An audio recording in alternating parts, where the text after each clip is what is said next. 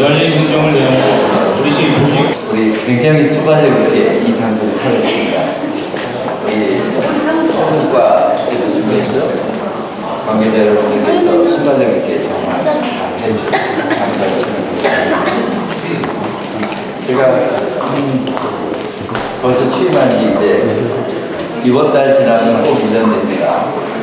그동안에 원래 제 때마다 시상을 했는데 오늘이 시상할 때 굉장히 자유스러운 분위기고 굉장히 웃음도 많이 나왔던 것 같아요. 아마 이런 것이 공간이 주는 변화의 모습이 아닌가 이런 생각을 해봅니다. 지난달 우리 의정부시에는 아주 의미 있는 일이 하나 있었습니다. 부산동에 아이돌봄 클러스터가 들어온 것이 조정됐습니다.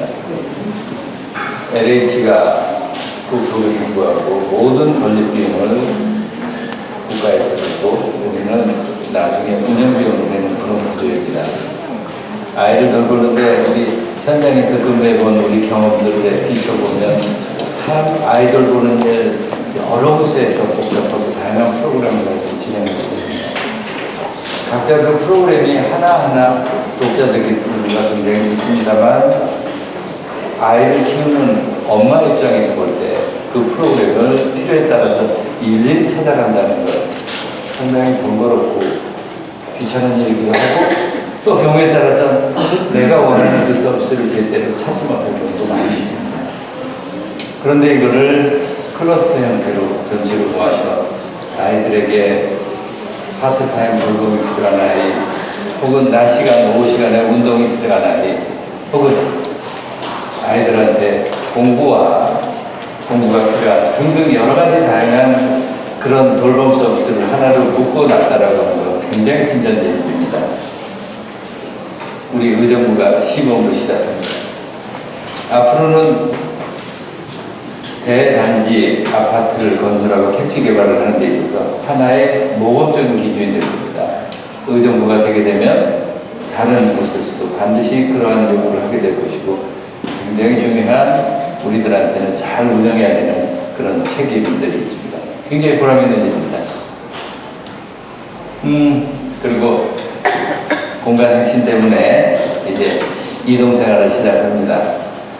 그런데 우리 공간이 주는 의미 굉장히 중요하다고 생각합니다. 공간이 바뀌면서 우리 마인드가 자연스럽게 바뀌고 문화가 바뀝니다. 우린 알게 모르게 우리 각자 업무 사이에 있는 높은 칸막이에 대해서 우리 잘 인식하지 못할 경우가 많이 있습니다. 그런데 외부의 시민의 한 사람의 입장에서 보면 그 칸막이가 굉장히 높아질 경우가 많습니다. 저도 늘공을 꽤 한 30년 가까이 하다가 어공이 되어왔습니다. 늘공이 했을 때는 제 부서에서 있는 업무가 칸막이라는 의식 별로 하지 못했습니다. 그런데 시장이 돼서 어공이 돼서 보게 되니까 전체를 보게 되죠.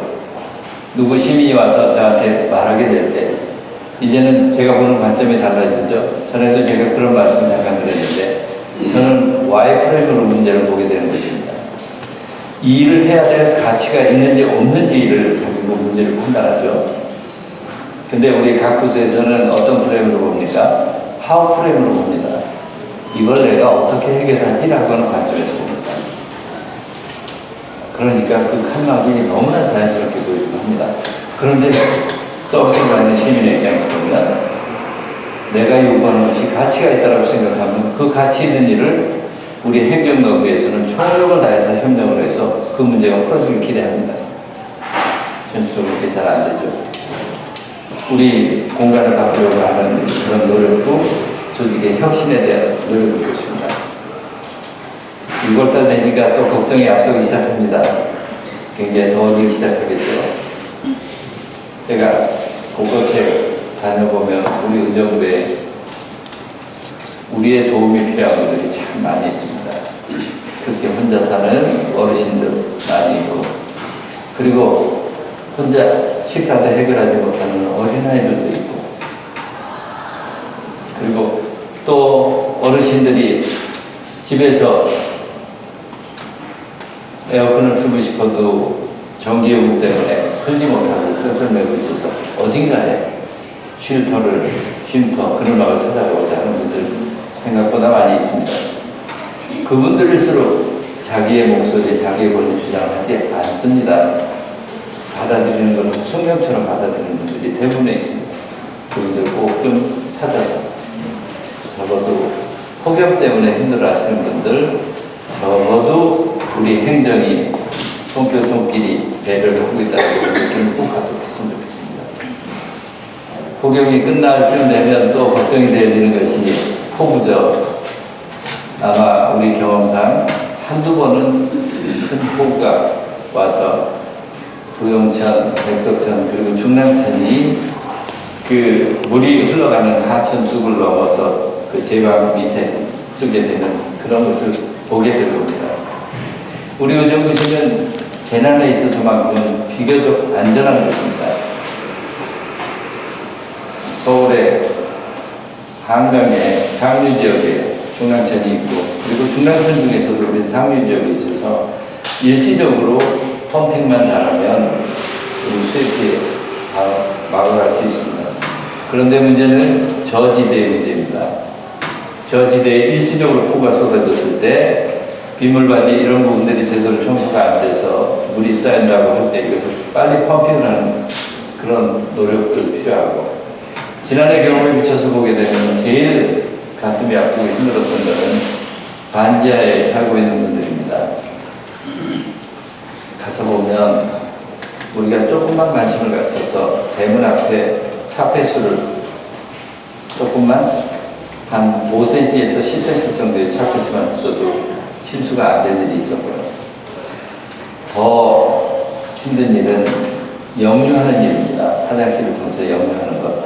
그런데 서울시는 다른 사례를 보면 이미 역류하는 것에 대해서 차단 장치 이미 보편적으로 시행하고 있더라고요. 물이 역으로 들어올 때는 이게 역으로 들어오는 게 자동으로 막히게 돼, 파이프라인에 막히게 돼서 물이 안 들어오게 하는 문제입니다. 만약 작년에 침수가 돼서 역류가 됐는데 올해 또 역류가 되는 집이 있다라고 하면 우리 스스로 직무유기라고 생각해야 될 겁니다. 꼼꼼히 다 챙겨보시기 바랍니다. 우리 의정부에 비가 많이 왔을 때 또 한 가지 걱정하는 대목은, 우리 의정부는 4개의 큰 산으로 둘러싸여 있어서 산자락에 있는 공동주택의 문제입니다.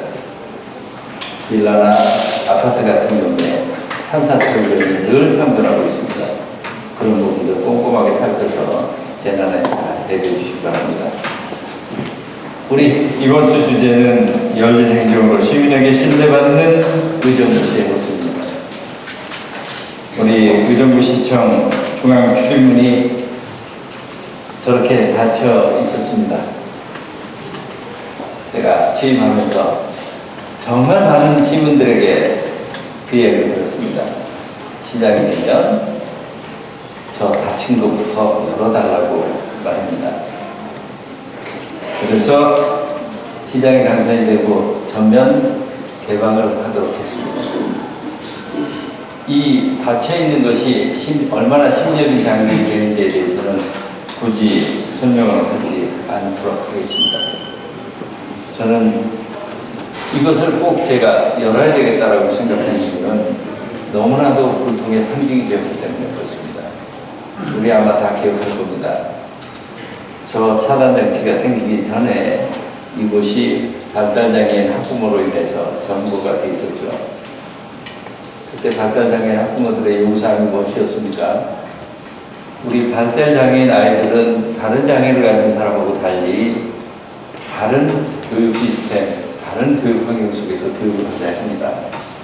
그러니까 우리에게 그런 교육 환경을 만들어 주세요. 물론 그렇게 만드는 것이 쉬운 일은 아닐 겁니다. 아마 그런 시설을 만드는 데 따르는 새로운 민원도 많을 것이고요. 굉장히 어려웠을 겁니다.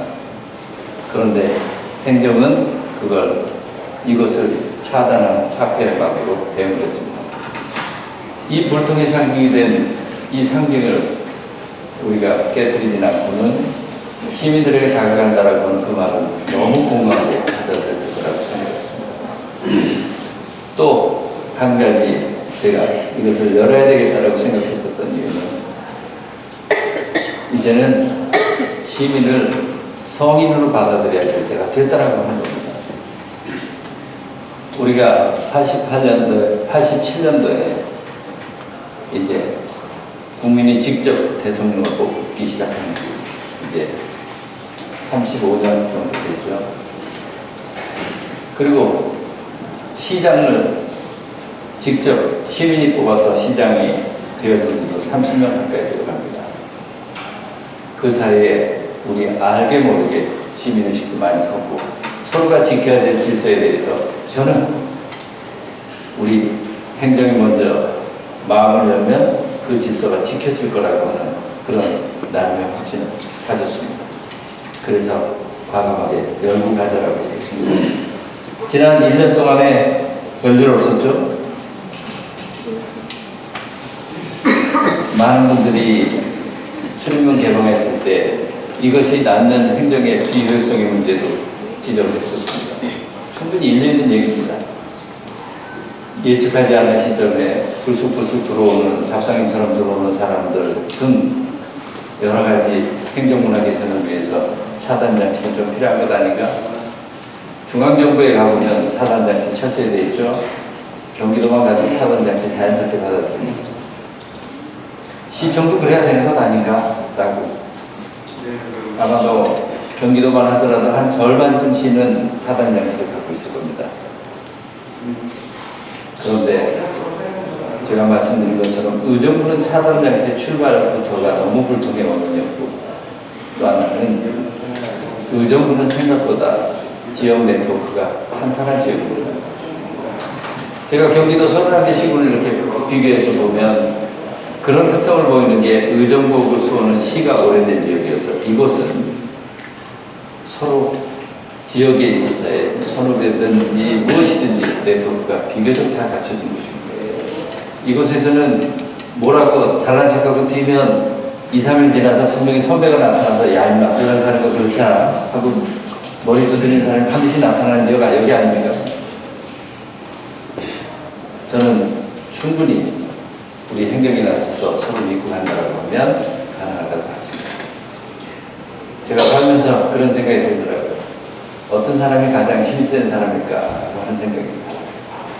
제 힘센 사람은 상대방을 대체없이 믿는 사람이 제일 힘셉니다. 정말 진정성 있게 내가 당신을 믿는다라고 할 때 그 사람 쉽게 상대방을 대신 못합니다. 이제 우리 또 행정을 하면서 시민들을 대할 때 민주가 됩니다. 경우에 따라서 일탈하는 사람이 있겠죠. 그건 그대로 대응을 해서 저는 충분하다라고 그런 생각이 듭니다. 그러면 이렇게 개방했을 때 어떤 모습이 될 것인가라고 하는 면에 있어서 한 번 더 생각해 봤습니다. 그동안에 우리 공공기관, 특히 시청이든 도청이든 국가기관이든 가보면 첫 번째 로비에서 만나는 건 우리 시는 이런 일을 하고 있습니다.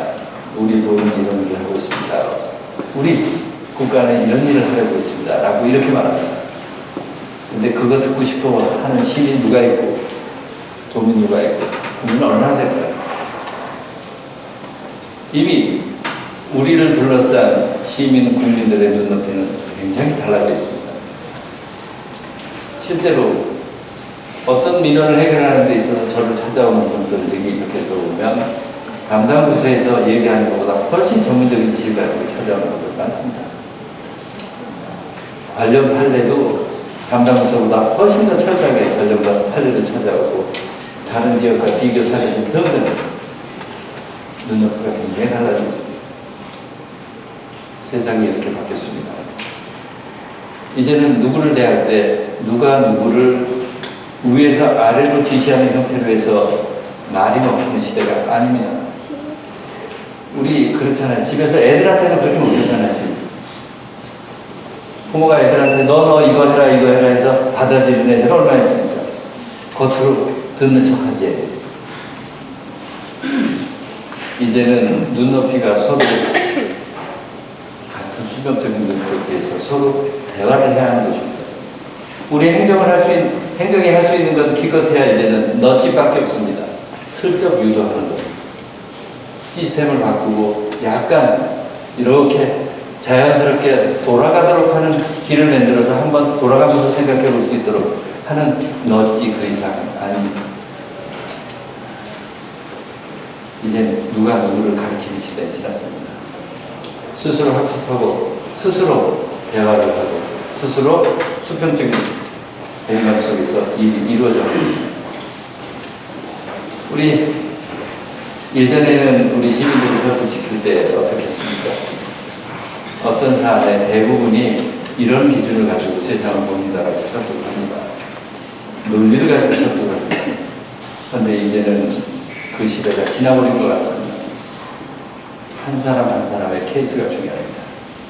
그리고 거기에 더 중요한 감정적인 요인까지 고려를 하지 않으면 절대 설득이 안 됩니다. 이런 시점에 우리 시점은 뭘 하겠습니다, 뭘 하겠습니다, 뭘 하겠습니다. 이거 먹히겠습니까? 저는 안 먹힌다고 봅니다. 그러면 이 공간을 어떻게 바꿔야 될 것인가 하는 것입니다. 과감하게 이 공간을 시민들에게 내어주는 것이 옳다고 생각했습니다. 그래서 시민 갤러리를 조성했습니다. 시민 갤러리를 조성을 할 때 어떤 생각이 들었겠습니까? 우리 행정을 하는 데 있어서 정치를 수행하는 데 있어서 주 고객이 누구냐 하는 것을 먼저 생각했을 겁니다. 주 고객이 시민입니다. 그렇죠? 그래서 시민에게 이 공간을 내주는 것이 옳다고 생각했습니다. 그러면 우리가 일상적으로 만나는 분들을 시민을 주 고객이라고 할 때 우리가 다니면서 고객한테 제일 서비스 잘하는 기관이 어딜까 생각해 보면 역시 백화점, 호텔 이런 데. 거기를 가면 우선 만날 때보다 빠까빠까 묻죠, 사람들이. 그저 뭐 그냥 혹시 왔다가 그냥 뒷걸음 치고 나갈까봐 그냥 어떻게 해서든지 뽑아가죠. 우리 행정은 어떻습니까? 그분들은 그 사람들이 많이 찾아와야 자기 수익이 올라가죠. 우리 시민이 많이 찾아오면 우리 일거리 만들죠, 그렇죠? 그런데 시민들은 그렇게 생각합니까? 자기를 고객으로 생각해달라고 하죠. 우리가 일거리라고 생각하는 걸 시민들은 용납하지 못할 겁니다. 나는 최상의 서비스를 받을 고객이라고 생각할 겁니다. 그러면 고객한테 해줘야 될 최고의 서비스는 뭘까라고 하는 것입니다. 저는 첫 번째는 경청이라고 생각합니다. 상대방의 얘기를 진지하게 들어주는 겁니다. 그리고 선입견 없이 들어줄 겁니다. 이 자리에 계신 대부분의 분들은 이제 공직생활 20년, 30년들 대부분 한 분들 같아요. 민원인이 무슨 얘기하면 한마디만 떨어져도 그 다음에 어떤 얘기가 나올지 우리 대략 짐작을 다 합니다. 그러니까 소리까지 가져오죠. 5분쯤 들어주면 정말 많이 들어주는 거고요. 좀 이따가 알 것 됐고요. 그 다음에 어떻게 이렇게 얘기를 하죠. 그리고 내가 선입견을 갖고 있으면 스스로가 방어적인 논리가 먼저 앞서게 되는 겁니다. 상대방의 이야기가 잘 안 들립니다. 빨리 내가 생각하는 결론 나오도록 노력을 하고 싶어지는 겁니다. 그러면 우리를 만난 그 민원인이 속으로 뭐라고 돌아서서 합니까? 공무원 이름들은 다 똑같아요. 그러고 합니다. 뭐 진지하게 들어봐주는 그런 역할들.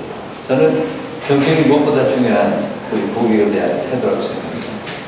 이런 공간의 개방을 통해서 저는 얻을 수 있는 것들이 바로 우리들의 마음가짐이고 그 중에 첫 번째가 경청이라고 생각합니다. 또 하나, 고객을 생각할 때 우리가 만약 백화점에 있는 세일즈맨이라고 생각한다라고 하면 어떤 자세로 대할 건가 하는 겁니다. 저는 두 번째로 생각해 볼 수 있는 건 적극 행동의 묘미입니다. 아마 백화점에서 뭐 물건 사러 가려고 하면 어떻게 해서든지 상대방의 관심 끌어서 팔라고 노력을 할 겁니다. 근데 우리 경우는 어떻습니까? 진짜 적극 행정? 말로는 제도적으로 막 하라고 하는데 제대로 됩니까? 잘 안 됩니다. 왜 안 될까라고 생각해보면 아까 말씀드린 것처럼 우리 자기 업무에 대한 파티션에 대한 아주 공고한 틀에 있기 때문에 그것이 가장 큰 이유라고 생각합니다. 그러니까 내가 있는 이 영역에 있어서만큼은 철벽방어 역할을 하게 됩니다. 어떤 인허가를 하기 위해서 업무 협조를 요구를 하게 되면 보통 한 열 몇 개 부서에 협조를 얻기도 하고 한 20개 얻는 경우도 있습니다. 그런데 각 부서에서 관점에서 보면 이건 매우 중요하기 때문에 매우 강화된 요구를 하게 되죠. 근데 거기에 지쳐버리죠. 저는 이 적극 행정을 생각해 보자마자 그런 생각이 듭니다. 우리가 융통성을 부리기 어려운 부분이 있습니다. 서로 이해관계가 첨예한 부분. 두 양쪽의 권리가 첨예한 부분에 대해서는 어쩔 수 없습니다. 융통성 부리기 어렵습니다. 재난은 여지 없습니다. 칼같이 그건 법대로 엄격하게 해석할 수밖에 없습니다. 또 하나는 규제를 본래 목적으로 한 법들이 있습니다. 안전의 문제라든지 환경의 문제라든지 이런 규제가 본래의 목적인 그런 법의 경우에는 우리 재량의 융통성이 굉장히 없는 그런 법이 됩니다. 하지만 그런 것이 아니라면 이 법이 취하고자 하는 본래 목적이 무엇인가에 따라서 생각을 달려볼 수 있습니다.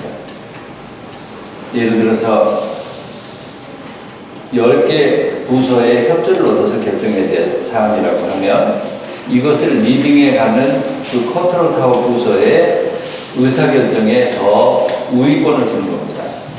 그러니까 다른 협력 부서에서는 이건 문제 있습니다 하더라도 그것을 가지고 이 문제가 전체 사업을 하는 데 있어서 치명적으로 짚어야 될 사안인지 아니면 부수적인 사안인지에 대해서 상임기관 아니면 또 합의제 논의기관을 통해서 그 사안을 결정할 수 있도록 이렇게 하는 것이 저는 옳다고 생각합니다. 이걸 만약 10개 부서의 의견을 모두가 동등한 관점으로 해결하기 시작하게 되면 이 복잡한 사회 속에서 그 합의를 얻는데 너무 우리 경험을 통해서 하나 봤으면 좋겠습니다. 90년대 말 2000년쯤일 겁니다. 김포의 시장이었던 지금 인천시장이었던 유정복 시장에 아주 히트를 시켰던 상품이 있습니다. 허각과입니다. 대통령이 참석한 국무회의에서도 브리핑을 했고 이 허각과로 아주 히트를 쳤습니다. 허각과라고 하는 게 뭡니까? 누군가가 인허가를 허각과에만 노크를 하면 허각과에서 내부협의를 다 끝낸다 해서 결론을 내준다는 겁니다. 지금 많은 경우 민원인이 이웃서도 찾아가야 되고 조서도 찾아가야 되고 그런 걸 없애버렸다는 거죠. 당시 김포시장 유정복 씨가 그것을 아주 히트를 쳤습니다. 성공시켰습니다. 그래서 행안부가 이 히트 상품을 전국으로 확산시키자고 해서 전국에 확산시켰습니다. 우리는 확산시킬 때 이거 실패하더라고 하는 거 다 진단했습니다. 성공 요인과 실패 요인이 뭘까요? 성공 요인은 유정복 시장은 그 허각과를 만들기 위해서 이 허각과의 조직의 온 지원과 힘을 여기에 실어주고 조직의 장기력에 관심을 엄청나게 실어준 겁니다. 그러니까 그 업무를 컨트롤하는 사람한테 의사결정에 있어서 우선 권한을 주는 것도 당연하고 그리고 그것이 경우가 되고 그러니까 일정 기간 지나면 승진에 대한 우선이라든지 또 그렇게 컨트롤해 가는 데 있어서 생기는 자본 같은 것들을 전부 차단한다든지 등등을 통해서 성공을 했습니다. 그런데 전국에 확산되는 순간 다른 이것을 의무적으로 받아들이는 그 부서에서는 이러한 허가과가 성공한 요인에 대해서 제대로 분석되고 그리고 그 성공을 시킬 수 있는 것에 대해서 같이 공감대가 되지 않는 속에서 만들어지면 반드시 실패하게 됩니다. 그래서 처음에는 허각가만 놓고 하는 줄 알았더니 시간만 질질 끌고 그러니까 민원이 아이고 됐다 내가 알아서 이부서 찾아낼게 접수 찾아낼게 접수 찾아낼게 지금 흐지부지 사업수도 저는 거기서 찾을 수 있는 신사점이 무엇일까 생각해보면 결국은 누군가의 의사결정에 있어서의 컨트롤 역할에 대해서 조직이 같이 호응을 했다라고 하는 겁니다. 그런 면에서 보면 저는 우리 동의 역할이 굉장히 중요해져야 된다고 생각합니다. 일반 시민들 중에 대부분 시청보다는 동의가 훨씬 더 가깝습니다. 저한테 항의가 들어오는 민원의 대부분은 이런 겁니다. 내가 공무원 누구한테 전화를 했는데 그 공무원의 이야기가 제 소관 업무가 아닙니다. 그래서 옆으로 전화 돌려드릴게요. 돌렸는데 이 사람들 저도 사실 이게 이과 업무인지 저과 업무인지 헷갈리는 게 굉장히 많습니다. 담당 직원도 당연히 그렇겠죠. 그러니까 이과 돌렸는데 그과에서 제 소관 아닌데요. 옆에 돌립니다. 전화 한 3번 내지 4번 돌린다 보면 자동으로 끊어지게 돼 있습니다. 어디든지 시스템이 잘못되죠. 아주 그냥 짜증이 납니다. 그랬을 때 그 민원인의 진정한 니즈는 뭘까 하고 생각을 해보면요. 본래 니즈가 뭐였을까요? 내 이야기를 행정청이 우선 누군가가 먼저 접수를 해주길 바라는 게 진정한 니즈입니다. 그 다음에 해결되는 문제는 차후 문제입니다. 그런데 담당 공무원은 이건 내 소관이 아닙니다라고 나한테 얘기해 주는 걸 원하지 않습니다. 누구한테 돌려준다, 돌려준다. 그렇다면 우리가 바꿔서 네, 제 소관은 아니면 저한테 말씀해 주시고요. 제가 해당 부서를 찾아서 해결할 수 있도록 하겠습니다라고 그 내용을 민원의 내용을 적어서 공유를 하고 했더라고요. 그리고 가능하면 그 민원을 받은 사람이 해당 부서에서 일이 진행되는 것을 파악을 해서 그 민원인에게 이야기를 해줄 수 있는 시스템이 된다면 저는 굉장히 일반 시민들이 바라는 우리가 이렇게 갤러리를 열고 시민들이 고객이라고 말하는 그 행정에 더 다가갈 수 있다고 생각합니다. 그런 의미에서 저는 우리 동장님들의 역할이 굉장히 크다고 생각합니다. 동장님들은 내 동에서 일어나는 일은 그것이 동에서 직접 처리하는 업무든 아니든 간에 내 동의 일이다라고 생각하는 그런 자세를 저는 접근해야 된다고 생각합니다. 그러려면 조직 내에서 이 조직 내부의 정치에 있어도 파워게임이 좀 많잖아요. 고참 동장이 내려가면 우리 시청에 있는 각 웬만한 과외는 그냥 말벌이 먹히는데 청구 가면 잘 안 먹히잖아요. 저는 그런 의미에서 우리 동장님들 가급적이면 첫 번째 보직이 아니고 두 번째, 세 번째 경우에 따라서는 최고 고참 동장이 내려가서 그 자리에서 승진할 수 있는 그런 시스템 저는 인사 시스템을 만들어야 된다고 생각합니다. 왜냐하면 우리 행정이 시민들한테 좋게 평가받고 우리가 잘하고 있다라고 하는 그 평가는 접점에서 생기는 것입니다. 처음 만났을 때 그 느낌 속에서 생기는 겁니다. 그래서 저는 우리 동료들에게 인사 향후 정책에 있어서 많이 관여를 했으면 좋겠습니다. 우리 그동안 시민 갤러리에 한 1년 가까이 많은 부분들 전시들이 있었습니다. 이 전시 내용들을 보게 되면 우리 사회 곳곳에서 우리가 한번 관심을 가졌으면 좋겠다라고 하는 그런 분들, 그렇지만 내가 어느 전시 공간을 찾기가 쉽지 않은 분들, 그분들에게 공간을 제공하는 것입니다. 이 의정부 시청이라고 하는 공간은 나름의 상징성을 갖고 있는 공간입니다. 그분들에게 이런 기회를 준다는 것은 저는 굉장히 큰 보람 있는 일이라고 생각합니다. 제가 여기 러비를 개방하면서 언젠가는 꼭 하나 해보고 싶은 것이 있습니다. 시민들 중에서 누가 결혼을 한다라고 하면 여기서 결혼식을 한번 하십시오. 내가 꼭 해보고 싶습니다. 여기 얼마나 좋아요? 비가 와도 끄떡없죠. 필요로 할 수 있는 저기 식당도 있죠. 아, 여기 저 손님 많이 찾아오면 강당에다가 테이블 놓으면 거기 카페처럼 차도 마실 수 있죠. 얼마나 좋아요.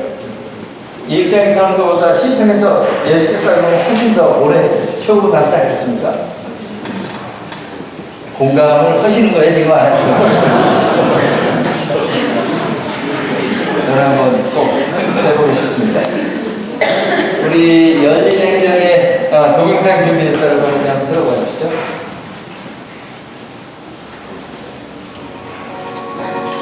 국제 덕천에서 수능문이 열렸습니다. 엄숙한 수능 덕후로 어린이들이 생산한 그림들이 전시된 발달장애인들이 만든 작품들이 소개된 전시장에 있습니다. 오늘 사시기도 했습니다. 이 공간 어떤 이야기를 또 나누면 좋을까? 우리는 오늘도 첫 그것은 시민에게 새로운 변화. 이 라비가 다 좋은데 음향이 나쁜 게 하나가 있어요. 문제군요. 근데 그것도 고쳐질 것 같아요. 앞으로도 보니까 여기서 한 2번 이상은 더 이렇게 우리 비전공의 날을 행사해야 될 것 같으니까, 그래서 우리가 열린 행정을 한다는 그 의미를 다시 한번 생각해 보게 됩니다. 단순하게 라비를 공개하는 그 이상의 얘기입니다. 우리가 이 공간이 차지하는 의미가 뭔가, 우리가 시민들을 어떤 마음 자세로 대하는가라고 하는 것들에 대한 우리들의 마인드를 자연스럽게 바꿔가는 일들입니다.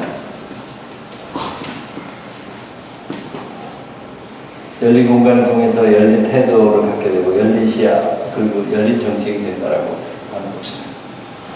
제가 가능하면 현장을 많이 방문하려고 하고 현장 시장을 통해서 많은 시민들을 만나려고 하는 것도 그러한 일이 하나입니다.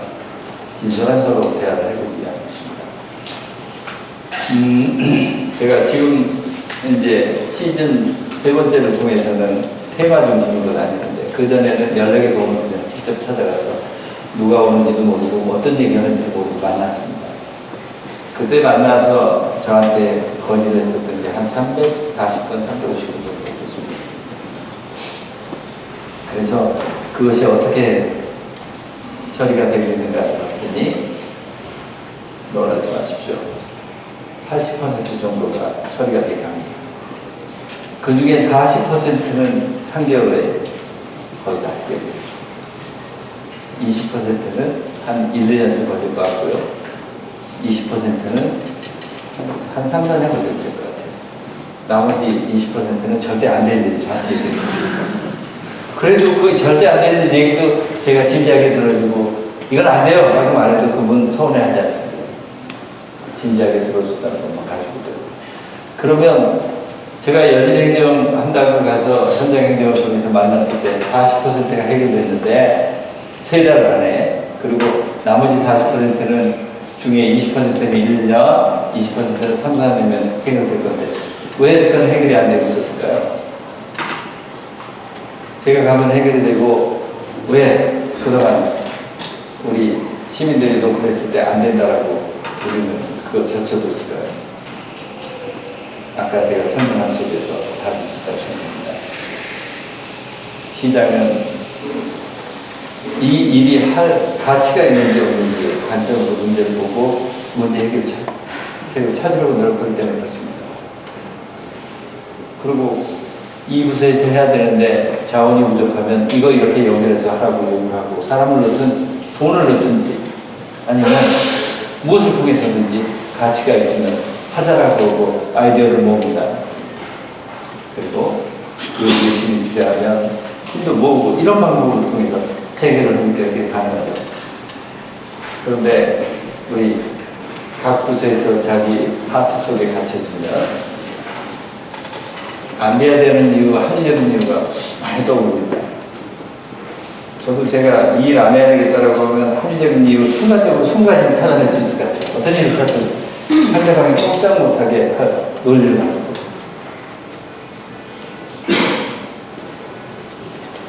스스로가 내 업무 처리하는 것이 한 과만 떠나서 이미 벌써 완전히 큰 장벽이 됩니다. 서로가 같이 논의할 수 있다면 훨씬 더 많은 일을 풀어갈 수 있습니다. 그리고 상대방의 입장에서 들으면 그렇게 된다는 겁니다. 역지사지의 입장입니다. 분명 우리를 놓고 하는, 그리고 현장에서 우리를 만나는 그 한 사람 한 사람의 작은 이야기는 우리한테 해주는 건 작은 단초입니다. 민원인들은 우리가 생각하는 것처럼 완벽한 프로그램, 완벽한 정책으로 생각하고 말하는 사람은 아무도 없습니다. 내가 불편한 하나의 단초를 얘기했습니다. 그 단초를 통해서 우리는 무엇을 해결해야 될지 찾아냈고, 그리고 한 걸음 더 나가는 겁니다. 그리고 내가 존중받는다라고 하는 느낌을 갖도록 하려면 그렇습니다. 나한테 말하는 그 첫 번째 말하는 그 사람의 이야기가 조직을 대표해서 내가 그 이야기를 들었다라고 하고, 그것을 조직 내부 프로세스를 민원인들은 알 이유가 없습니다. 우리가 민원인들한테 이건 이쪽 부서의 일이고 저쪽 부서의 일이고 그들한테 설명할 이유도 없습니다. 알고 싶어 하지도 않습니다. 그건 우리 내부 프로세스를 거치고, 그리고 민원인에게 가급적 정확하게 명확하게 일러주는 겁니다. 저도 공직생활 꽤 오래 해봤는데 우리 공직에 저한테 올라오는 페이퍼를 보면 이게 해드리는 건지 말되는 건지 헷갈릴 때가 너무 많습니다. 허가하겠다는 건지 알겠다는 건지 이게 헷갈릴 때가 많습니다. 우리는 애매하게 표현하는데 아주 숙달된 사람입니다. 민원인들은 아주 그거 싫어합니다. 저한테 가끔 가다가 내가 이런 것을 받았는데 정말 뭐 이상합니다 하고 이렇게 카톡을 해서 올립니다. 읽어보면 저도 헷갈려요. 뭔가 하나도 흠잡을 데 없는 미사역을 썼는데 이게 해주겠다는 건지 말겠다는 건지 언제 하겠다는 건지 좀 명확하게 상대방의 입장에서 행동을 했으면 좋겠습니다. 그게 바로 저는 제가 생각하는 연례 행동으로 나아가도록 하는 이유입니다.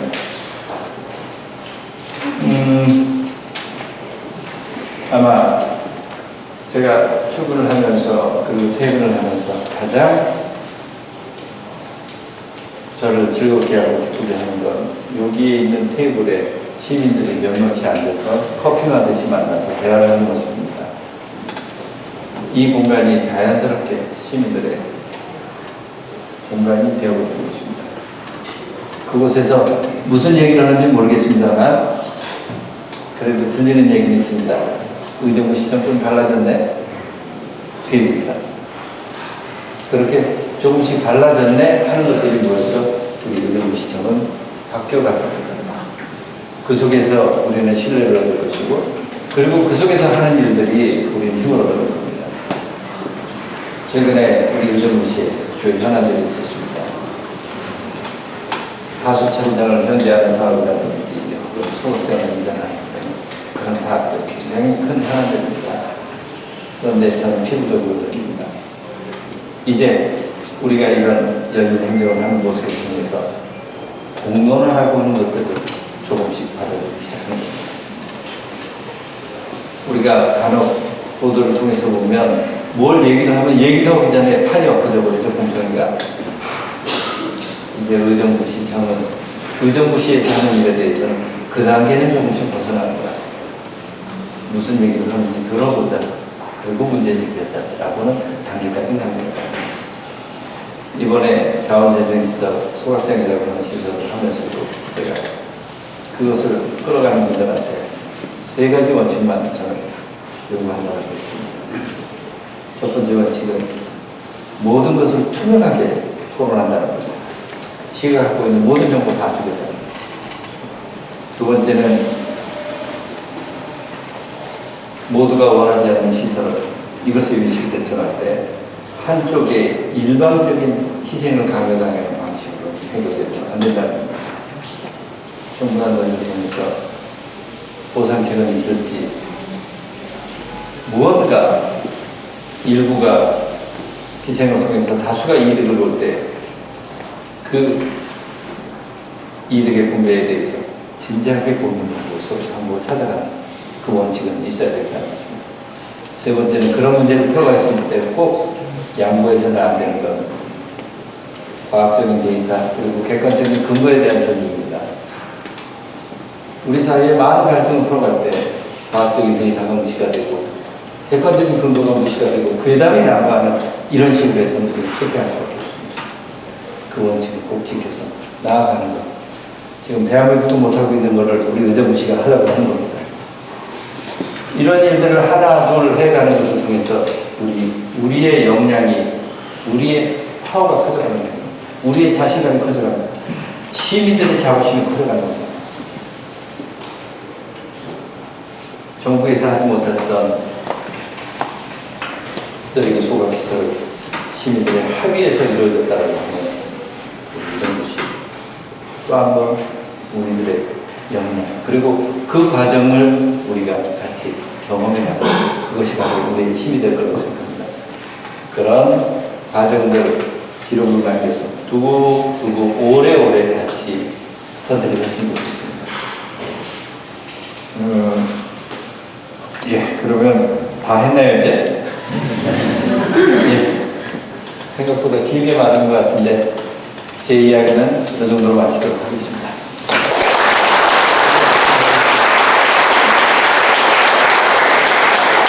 오늘은 우리 시청이 달라졌어요 그런 내용으로 담 캘리그라피 신희찬 대표님께서 발표해 주시겠습니다. 큰 박수로 맞이해 주시기 바랍니다. 네, 안녕하십니까. 저는 신희찬입니다. 의정부 시민이고요. 오늘 2023년 6월 미래가치 공개의 날 초대해 주셔서 감사합니다. 제가 오늘 발표 제목이에요. 우리 시청이 달라졌었는데 처음 제안을 받고 무지무지 떨렸습니다. 시민으로서 처음이라는 단어도 굉장히 긴장이 됐고 또 부담도 되었거든요. 근데 처음인데 시민이에요. 그러니까 실수도 할 수 있고 편안하게 이야기할 수 있다는 장점도 있을 거라고 생각을 하고 편안하게 또 소박하게 이야기하도록 하겠습니다. 여러분들 편안한 마음으로 들어주셨으면 좋겠고 또 저도 지금도 떨고 있어요. 솔직히 말씀을 드리면 시장님은 굉장히 근사하게 원고도 안 보시고만 말씀을 잘 하시는데 여기가 시장님은 직장이시고 항상 계시는 곳인데 저는 참 어려운 곳이거든요. 그래서 편안하게 얘기하도록 여러분 많이 마음 열고 들어주셨으면 좋겠습니다. 제가 전화를 받고 고민을 했어요. 어떻게 이야기를 풀어가야 될까 고민을 많이 했는데 제가 2022년 12월 마무리를 이곳에서 했어요. 시민갤러리에서 전시를 했던 것을 한번 생각을 해보았습니다. 그래서 그때의 기억을 한번 내가 다시 돌아보고 또 어떤 마음이었는지 또 어떤 생각이었는지 한번 돌아보는 시간이 되었기에 좋은 기회가 될 수 있을 거라고 생각을 해서 제가 준비를 했습니다. 여러분 웃어주셔서 되게 감사하고요. 편안하게 이야기하도록 하겠습니다. 저 신희찬은 의정부에 살고 있는지 지금 20년째가 되고 있고요. 저는 아들 둘을 키우고 있는 밀락동 주민이에요. 밀락동에 이사 와서 한 번도 이사를 하지 않고 밀락동에 살고 있습니다. 그리고 저는 글씨 쓰는 일을 좋아하고 또 직업으로 갖고 있고 또 그래서 행복한 담은 캘리그라피 대표로 일을 하고 있습니다. 그리고 저는 시민활동, 시민단체, 사회적 가치를 지향하는 시민공감에서 제가 할 수 있는 장점을 살리고 또 제가 할 수 있는 재능을 함께 나눌 수 있는 문화국장으로 일을 하고 있습니다. 이렇게 해서 신희찬을 설명을 제가 어떻게 해야 되나 고민을 했는데 일단 이렇게 4줄이라도 나와서 참 행복하더라고요. 그래서 이렇게 제 소개를 하도록 하겠습니다. 그리고 제가 이 자리에 설 수 있었던 것은 작년 이 전시회 때문이었어요. 전시회를 제가 이곳에서 할 수 있었고 제가 의미를 부여할 수 있는 거는 저는 의정부 시민 100명의 마음속에 있는 노래를 저는 글로 표현을 했습니다. 여러분 글로 표현을 한다는 거 쉽지 않습니다. 저는 지금 글씨 쓴 지는 한 20년 가까이 되고는 있는데 노래로 표현을 할 수 있고요. 춤으로 표현을 할 수 있고 여러 가지 표현을 할 수 있는데 또 우리 이야기를 할 수 있잖아요. 말로는. 근데 글로 표현한다는 건 쉽지가 않습니다. 그런데 글로 표현해서 주는 감동을 여러분과 함께 나누고 싶었어요. 그래서 작년 12월 마무리를 여기서 근사하게, 저 나름대로 굉장히 근사했고 행복하게 2022년 마무리했던 전시회. 또 이 전시회를 통해서 제가 여러분 앞에 이렇게 감히 설 수 있게 되었고요. 그래서 다들 소개는 못하지만 제가 했던 전시회 작품 한 3점 정도를 소개를 해드리려고 합니다. 재미있는 글씨죠. 저기 보면 애국가 사절이에요. 초등학교 6학년 남자친구한테 물어봤어요. 형진아, 너에게 의미 있는 노래는 어떤 게 있어? 너는 어떤 노래를 좋아하니? 했더니 이 친구는 애국가 사절을 이야기하고 태극기를 그렸어요. 그런데 특징이 뭐냐면 어른들은 누군가를 의식을 많이 합니다. 그래서 잘 써야 되고 근사해야 되고 누가 봤을 때 이거 부끄럽지 않아야 된다는 생각을 많이 하는데 아이들은 굉장히 솔직합니다. 저 순간 생각이 났고 이 노래가 너무 좋았어요. 그래서 틀려도 괜찮아요. 쓰고 싶은 구절을 한번 써보도록 했습니다. 그래서 이 아이가 애국가 사절을 썼고 태극기 건공 가동이도 막 찾아가면서 했을 때 굉장히 예쁘더라고요. 그래서 이렇게 초등학교 아이의 작품이 작년에 여기에 전시되어 있었습니다. 또 한 작품, 네, 이분은 참 제가 마음이 울컥하기도 하고 또 행복하게 해주시는 분인데 의정부시 희망회복 종합지원센터에 계시는 노수빈이세요. 저는 수업을 주로 하고 있는데 이분은 약간 지적장애도 있으십니다. 그런데 정말 순수하고 솔직하세요. 좋아하는 노래 제 얘기 쓰시면서 많이 부르셨어요. 부르고 이선희를 너무 좋아하신대요. 근데 이 글씨를 쓰는 동안은 굉장히 행복하게 노래를 부르면서 이 글씨를 쓰셨어요. 그리고 지금도 여러분 이렇게 구도를 맞춰서 글씨를 쓴다는 거 쉽지 않습니다. 여러분도 나 좀 소시적에 글씨 썼어 하시는 분들도 붓을 들이는 순간 굉장히 긴장을 많이 하세요. 그래서 글씨를 쓴다는 자체를 굉장히 어렵고 불편한 일로 생각을 하시는데 이분은 마음을 글로 굉장히 자연스럽게 표현을 해서 제가 도전도 받고 자극도 많이 받았습니다. 지금도 수업을 하고 있는데 글씨 쓰는 시간 굉장히 많이 기다리세요. 그래서 이분 만나러 갈 때 저 또한 설레이고 참 행복했습니다. 그래서 이 노숙인 분들 5분 장면의 작품도 실려 있었습니다. 여러분, 연애는 필수, 결혼은 선택이에요. 발달장애인 20대 여자친구의 글씨예요. 제가 발달장애인 기관도 여러 곳에 수업을 가고 있는데 이 친구는 한참 이성에 관심이 많아요. 여러분, 아모르 파티가 여러분 트로트이긴 하지만 가사가 굉장히 의미심장하고 좋은 구절도 굉장히 많습니다. 그런데 연애는 필수고 결혼은 선택이래요. 안 해봤는데 저렇게 표현을 하더라고요. 그런데 이렇게 삐뚤빼뚤하지만 그 순간만은 최선을 다해서 쓴 글씨예요. 그래서 이거는 세상에 하나밖에 없는 작품으로 의미가 있죠. 그래서 이렇게 지금 3선밖에 제가 설명을 못 드리는 부분은 아쉬운데 그날의 감동이라든가 그 마음을 한번 제가 영상으로 살짝 보여드리겠습니다. 한번 보시도록 하겠습니다.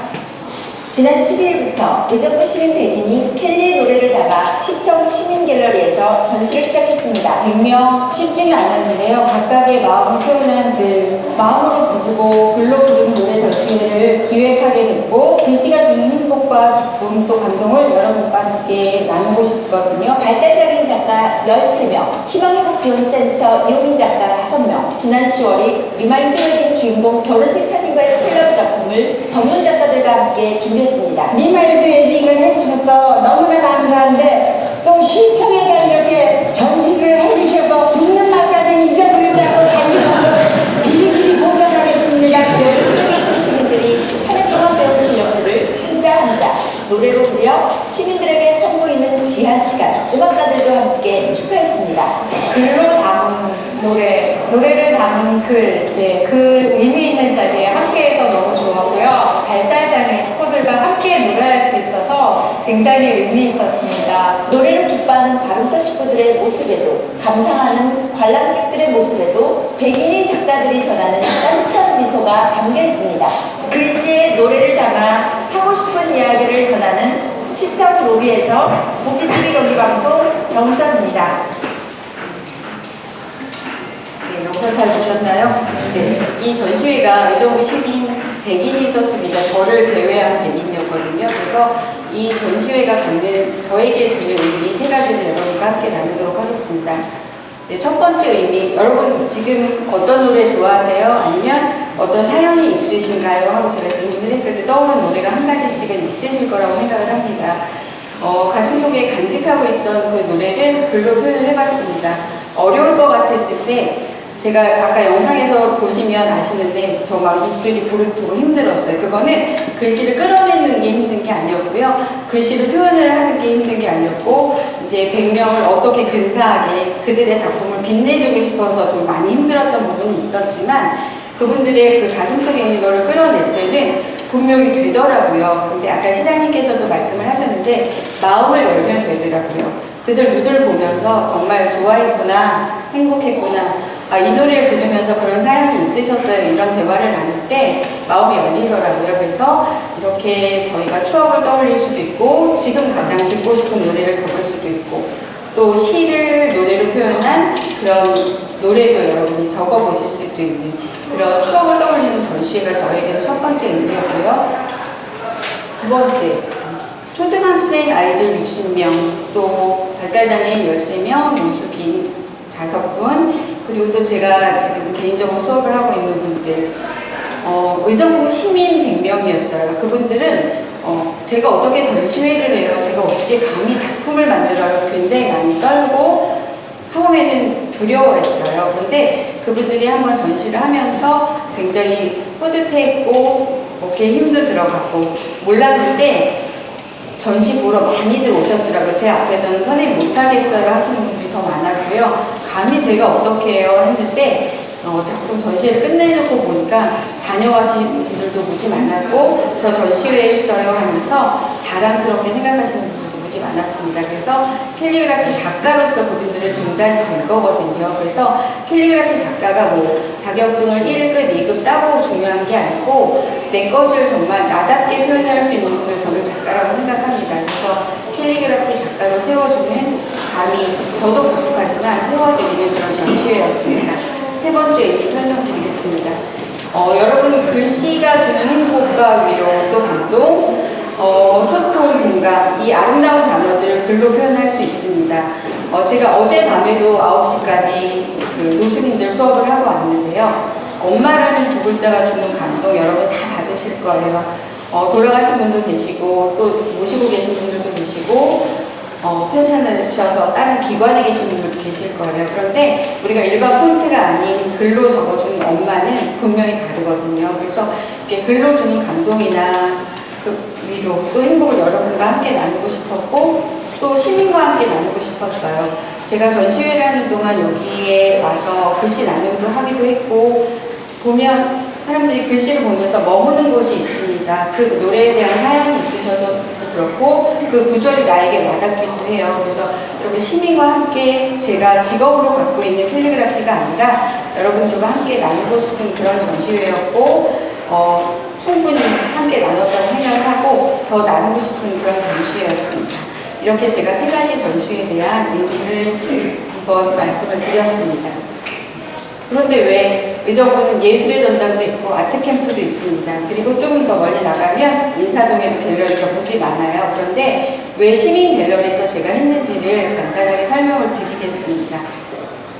굉장히 솔깃했습니다. 시장님이 취임하시고 열린 행정 말씀 많이 하셨고 시민을 위해 시민과 함께 또 시민 갤러리 시민 누구나 할 수 있다는 단어가 저에게 솔깃했어요. 그래서 저는 근사하게 무대를 만들어서 앞에서 공연을 하거나 또 들려주거나 하는 것이 아니라 갤러리라는 단어도 참 좋았어요. 갤러리는 보통 사진이나 그림을 전시하는 곳이죠. 저처럼 이렇게 글을 쓰는 사람은 갤러리라는 단어가 나오면 저도 모르게 솔깃한 게 있어요. 그런데 특정인들이 가는 예술의 전당이라고 생각합니다. 제가 이렇게 수업을 나가면 특정인들 어떤 사람일까요? 전문으로 글씨를 쓰고 직업으로 갖고 있는 사람들이에요. 그런데 시민 누구나 할 수 있고 시민 갤러리예요. 한번 해보고 싶었고 귀가 정말 쫑긋 섰던 게 사실이었고 빨리 하고 싶었습니다. 그런데 의미를 두고 천천히 준비해서 우리 2022년 마무리는 시민 갤러리에서 한번 해보자. 저에게 의미도 있었고 또 작가님에게 그렇게 선물로 주고 싶었던 그런 의미로 제가 솔깃이라는 표현을 했습니다. 도전하고 싶었습니다. 아까 제가 살짝 메모는 했는데 경직돼 있고 일방적이고 정숙해야 되고 아까 시장님 말씀하신 그 부분 저도 의정부에 20년 살면서 시청 5번도 안 와봤어요. 제가 좀 부끄러운데 온라인으로 해결할 수 있는 건 온라인으로 해결했고요. 주민센터에서 할 수 있는 일은 주민센터에서 해결했습니다. 그래서 시청을 바꿔주신다고 갤러리로 만드신다고 했을 때 이 행정공간을 감성이 흐르는 여러분 웃을 수 있고 여러분의 마음이 열리는 공간을 만들고 싶다는 도전을 한번 해보고 싶다는 생각을 했어요. 저 한 사람이 도전을 한다고 많은 변화는 없을 거지만 해보고 싶다는 마음이 속에서 꿈틀꿈틀하는 걸 저도 느꼈고 그리고 실행을 했습니다. 그래서 도전을 했고 저는 그 100분의 작가들이 분명히 행복했고요. 또 하고 싶어하는 욕구들이 생겼어요. 그거는 이제 다음에 설명을 드리겠습니다. 변화인데요. 한 번 전시를 했는데 시청 근사에 굉장히 좋아.